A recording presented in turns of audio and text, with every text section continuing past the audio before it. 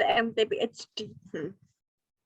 Assalamualaikum warahmatullahi wabarakatuh. Yang saya hormati Bapak Eko Setiawan selaku dosen pengampu mata kuliah Penelitian Operasional 2. Di sini kami dari kelas B dengan kelompok beranggotakan saya, Amalia Uswatun-Hasanah dengan NIM D600 200097.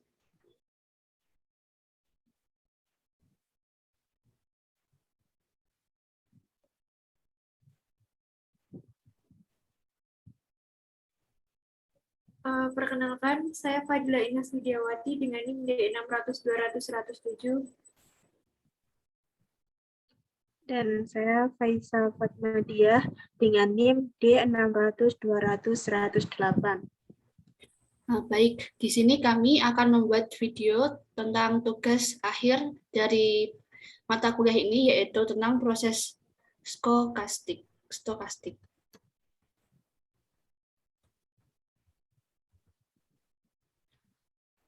Sebelum lebih lanjut, definisi dari proses stokastik adalah himpunan variabel acak semua kemungkinan nilai yang dapat terjadi pada variabel acak X atau T disebut ruang keadaan state space. Semua kemungkinan nilai yang dapat terjadi pada variabel acak disebut ruang keadaan atau state space. Satu nilai T dari T disebut indeks atau parameter waktu.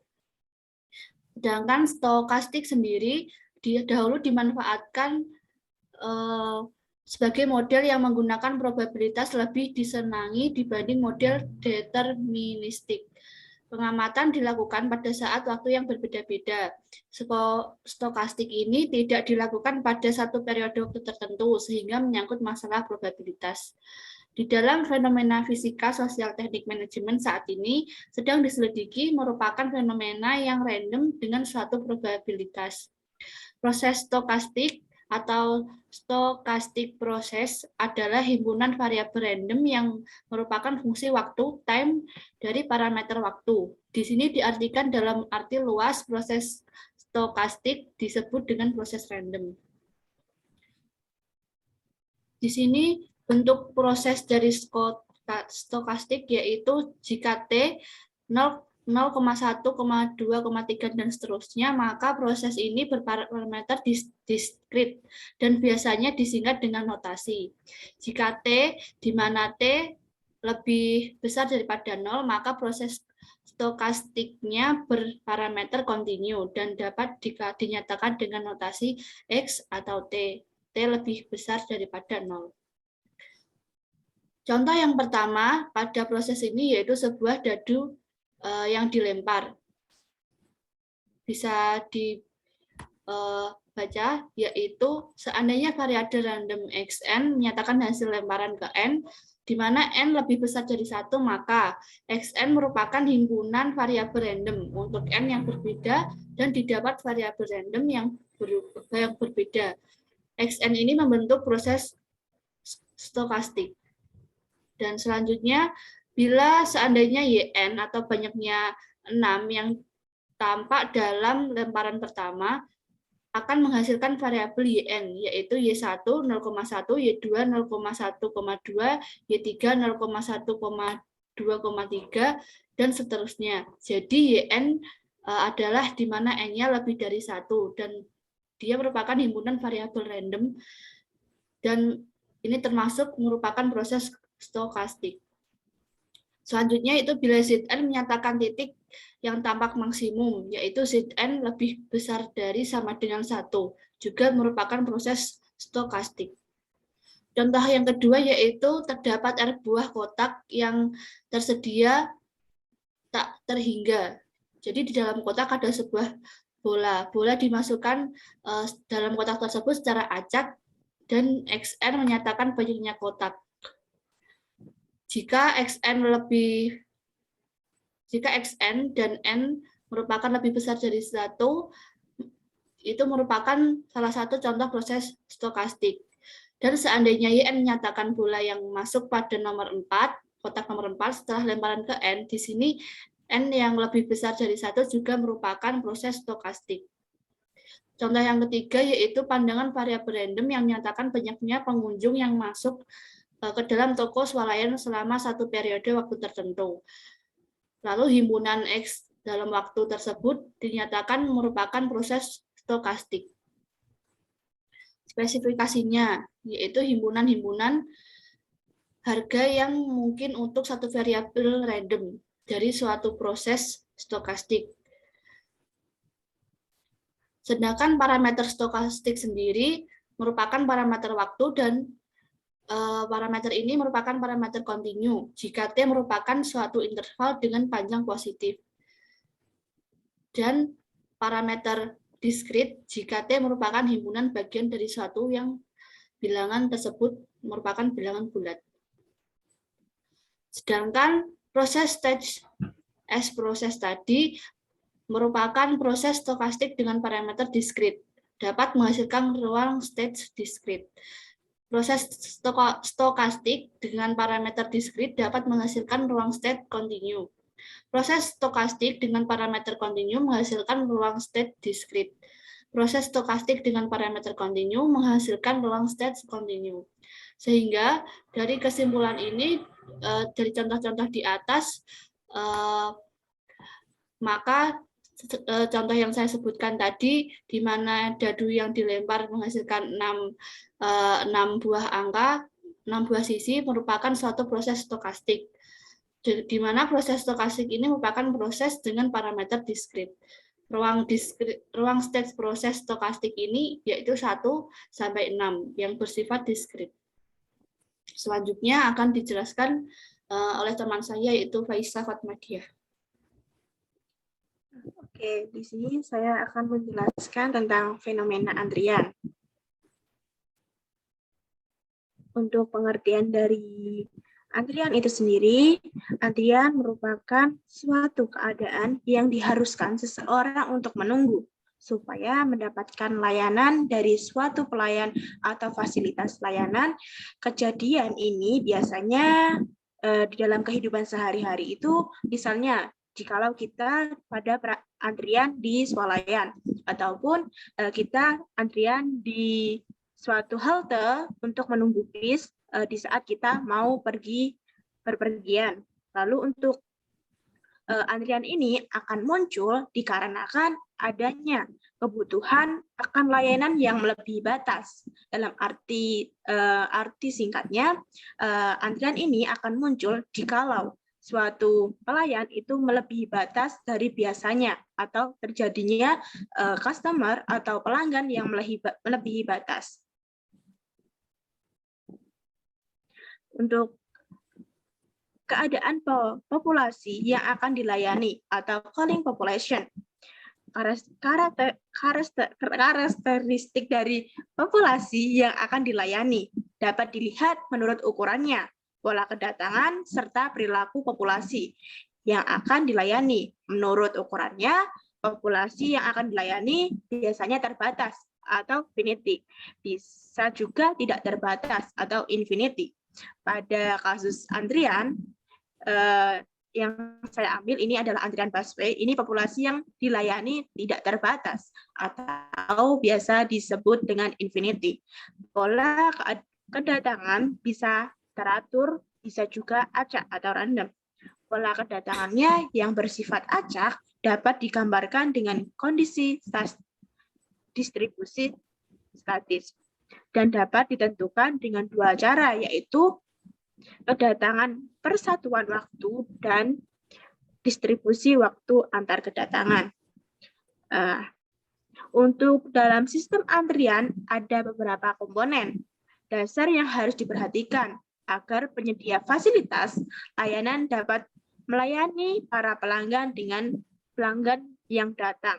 Itu yang pertama, pola kedatangan. Pola kedatangan para pelanggan biasanya diperhitungkan mulai dari waktu antar kedatangan, yaitu waktu antar kedatangan dua pelanggan yang berturutan pada suatu fasilitas pelayanan. Misalnya, yaitu antrian pada rumah sakit di mana kita akan mengantri untuk diperiksa oleh dokternya. Lalu untuk yang kedua yaitu pola pelayanan biasanya dicirikan dari waktu pelayanan atau service time, yaitu waktu yang dibutuhkan seorang pelayan untuk melayani seseorang pelanggan atau customer. Waktu pelayanan service time adalah waktu sejak pelayan diberikan kepada seseorang pelayan sampai selesai fasilitas itu selesai. Contohnya, jikalau kita akan pergi ke salon. Nah, itu jadi dari pelayan akan menyelesaikan treatment dari mulai satu sampai terakhir pada customer tersebut. Lalu yang ketiga, yaitu disiplin antrian adalah aturan di mana pelanggan akan dilayani sesuai dengan orderan atau urutan dari pelanggan tersebut. Contohnya, pada aplikasi online, yaitu bisa disebut dengan Shopee, dengan Tokopedia, dan lain-lain yang berhubungan dengan orderan, di mana orderan yang awal akan diproses terlebih dahulu. Untuk hal tersebut, pendapat saya, fenomena antrian ini dapat muncul dikarenakan pelayanan dari suatu yang menyediakan pelayanan tersebut mengalami kewalahan atau kelebihan customer. Lalu untuk usulan apabila terjadi antrian, hal yang perlu dilakukan yakni yang pertama, mencoba mengalihkan perhatian apabila kita berada di ruangan. Itu misalnya dengan menyediakan TV atau bacaan, pemutaran film atau yang lainnya untuk membantu pelanggan tidak berfokus pada kenyataan bahwa mereka harus menunggu. Yaitu yang kedua, yaitu menginformasikan kepada pelanggan tentang apa yang sedang terjadi dan apa yang sedang diupayakan oleh manajemen atau solusinya. Hal ini perlu dilakukan khususnya ketika waktu tunggu lebih dari normal, karena pelanggan sudah menunggu terlalu lama dan tidak mengerti apa yang sedang terjadi. Maka hal tersebut kita harus menginformasikan apa yang telah terjadi. Lalu yang ketiga yaitu dari menjaga agar karyawan itu tidak terlihat seolah-olah dari mereka itu seolah-olah mereka menganggur atau bersantai-santai lah istilahnya dari mereka tersebut agar pelanggan tidak frustasi. Lalu yang selanjutnya, semisal dari pelayanan tersebut masih menunggu antrian, maka kita bisa menginformasikan kepada pelanggan supaya memberitahukan jam-jam di mana jam tersebut adalah jam-jam yang tidak sibuk supaya dari pelanggan tidak mengantri terlalu lama. Cukup sekian dari saya tentang fenomena antrian. Untuk selanjutnya akan dilanjutkan oleh rekan saya. Ya, selanjutnya saya akan menjelaskan tentang game teori. Nah, game teori ini adalah suatu pendekatan terhadap kemungkinan strategi yang akan dipakai, yang disusun secara matematis agar bisa diterima secara logis dan rasional, serta digunakan untuk mencari strategi terbaik dalam suatu aktivitas di mana setiap pemain di dalamnya sama-sama mencapai utilitas tertinggi. Nah, analisa bauran pemasaran merupakan penilaian apakah strategi pemasaran yang telah ditetapkan dan dijalankan sesuai dengan keadaan saat ini. Nah, salah satu caranya itu yaitu menggunakan game teori ini. Untuk memperkirakan strategi pemasaran terbaik yang harus dilakukan, maka perusahaan harus mempelajari atau paling tidak memperkirakan langkah-langkah pihak pesaingnya. Nah, analisa game teori ini juga akan digunakan untuk menentukan strategi optimal bagi kedua perusahaan tersebut dengan tujuan agar persaingan berjalan dengan seimbang atau sportif. Lalu bisa next slide. Nah, di sini ada aplikasi game teori. Di sini saya memberi contoh 5 aplikasi game teori. Yang pertama yaitu penentuan strategi optimal pada persaingan 3 kuliner bakso Galuh Mas Karawang. Nah, di sini yang dimaksud, jadi di bakso Galuh Mas Karawang ini ada 3 menu makan. Nah, di situ kita menyeleksi strategi optimal pada persaingan menu makanan tersebut itu tuh karena apanya, entah karena rasanya kah, atau penampilannya kah, atau seperti apa gitu. Nah, yang kedua yaitu kompetisi antar terminal peti kemas di Pelabuhan Tanjung Priok. Nah, untuk ini kompetisi antar terminal yang ada di Tanjung Priok. Untuk kompetisi ini tuh juga bisa dilihat dari faktor kenyamanan, perluasan, dan lain-lain seperti itu. Lalu yang ketiga yaitu pengelolaan sumber daya pesisir di Selat Sebuku, Kabupaten Kota Baru, Kalimantan Selatan. Lalu selanjutnya strategi bersaing Alfamart dan Indomart di Kebumen. Kita juga tahu antara Alfamart dan Indomart ini merupakan suatu supermarket yang sangat mirip kayak gitu ya. Nah ini juga kita menganalisis gitu tentang produk-produk atau tentang lebih nyaman mana sih orang-orang itu belanja di Alfamart atau Indomaret. Lalu yang terakhir yaitu strategi bersaing Grab dan Gojek di Kabupaten Kebumen. Untuk 5 aplikasi game teori ini saya mengambil dari beberapa jurnal. Lalu selanjutnya ada elemen-elemen pada pemodelan game teori. Untuk yang pertama sendiri itu ada player atau pemain. Ini adalah individu yang mengambil keputusan gitu. Lalu selanjutnya ada action atau langkah, itu adalah suatu pilihan yang dibuat, langkah apa yang mau kita ambil untuk memperkirakan gitu. Lalu yang ketiga ada payoff. Nah, payoff ini adalah suatu imbalan yang didapatkan atau ekspektasi ketika langkah-langkah yang direncanakan telah dijalankan oleh pemain tersebut dan pemain lainnya. Jadi kita tadi udah memperkirakan action atau langkah apa yang mau kita ambil. Nah, untuk payoff ini adalah ekspektasinya gitu. Lalu yang selanjutnya ada angka-angka. Atau bisa dibilang yaitu matriks permainan. Nah, ini adalah menunjukkan hasil-hasil dari payoff, strategi-strategi permainan yang berbeda. Nah, hasil-hasil ini biasanya dinyatakan dalam suatu bentuk ukuran efektivitas seperti uang atau persentase market share, gitu.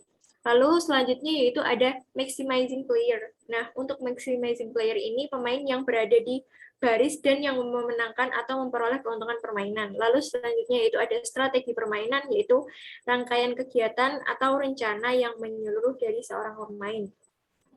Lalu yang ketujuh ada aturan-aturan permainan. Ini adalah pola di mana para pemain memilih strategi mereka. Lalu selanjutnya ada nilai permainan, yaitu hasil payoff yang diperkirakan oleh pemain sepanjang rangkaian permainan, di mana masing-masing pemain menggunakan strategi yang paling terbaik. Lalu selanjutnya ada dominan. Nah, ini adalah kondisi di mana pemain dengan setiap payoff-nya dalam strategi superior terhadap setiap payoff yang berhubungan dalam suatu strategi alternatif. Lalu selanjutnya ada information. Ini adalah fakta dari berbagai variabel yang didapatkan oleh pemain pada setiap titik berlangsungnya permainan. Selanjutnya yaitu ada tujuan dari model. Ini adalah mengidentifikasi strategi atau rencana optimal untuk setiap pemain. Nah, di sini juga saya ingin menjelaskan ide dan konsep game teori ini bertujuan untuk beberapa hal. Yang pertama yaitu mengembangkan suatu kerangka untuk analisis pengambilan keputusan dalam situasi-situasi persaingan. Yang kedua yaitu menguraikan suatu metode kuantitatif yang sistematis memungkinkan para pemain yang terlibat persaingan untuk memilih strategi-strategi yang rasional dalam mencapai tujuan mereka. Lalu yang ketiga yaitu memberikan gambaran dan penjelasan situasi persaingan atau konflik seperti tawar-menawar atau bisa juga perumusan koalisi seperti itu. Nah, lalu selanjutnya yaitu ada beberapa cara menentukan strategi pemasaran yang digunakan oleh perusahaan transportasi online. Dalam hal ini adalah bauran pemasaran 7P. Nah, kenapa saya bisa menuliskan seperti ini? Karena di jurnal di bagian Gojek dan Grab dan persaingan antara Indomart dan Alfamart itu ada 7P ini, yaitu product, price, place, promotion, people, process, physical evidence. Nah, yang pertama kita akan membahas tentang produk. Nah, produk ini adalah merupakan konsep objek yang memberikan nilai kepada pelanggan. Jadi produk ini tuh dinilai dari pelanggan itu mempresentasikan produk ini tuh layak enggak, bagus atau enggak gitu. Lalu yang kedua yaitu price. Nah, price ini merupakan ukuran ditukarkan untuk memperoleh hak kepemilikan atau harga. Nah, price ini kayak kita nih worth it nggak sih kita mengeluarkan harga segini mendapatkan barang yang seperti itu tuh worth it apa enggak. Nah, di sini bisa menjadikan pertimbangan. Lalu selanjutnya itu place. Nah, place ini juga sangat penting. Ini merupakan gabungan antara lokasi yang strategis dan keputusan saluran distribusi, yaitu cara penyampaian jasa kepada pelanggan. Nah, di sini cara penyampaian jasa kepada pelanggan itu dimaksudnya place ini tuh tempatnya nyaman apa enggak, orang-orang itu tertarik atau enggak berkunjung ke situ. Lalu yang selanjutnya itu promotion. Nah, promotion ini bertujuan untuk menginformasikan, memengaruhi. Nah, di sini kita membutuhkan sales marketing untuk promotion ini. Lalu selanjutnya yaitu ada people. Nah, people ini berfungsi sebagai penyedia jasa yang mempengaruhi kualitas jasa yang diberikan. Lalu selanjutnya ada proses, ini merupakan aktivitas penyampaian jasa yang diberikan. Jadi proses ini lebih ke seperti customer service, admin, dan lain-lain gitu. Lalu yang terakhir yaitu physical evidence. Nah, ini merupakan lingkungan fisik tempat jasa diciptakan dan langsung berinteraksi dengan pelanggan. Gitu. Mungkin next slide.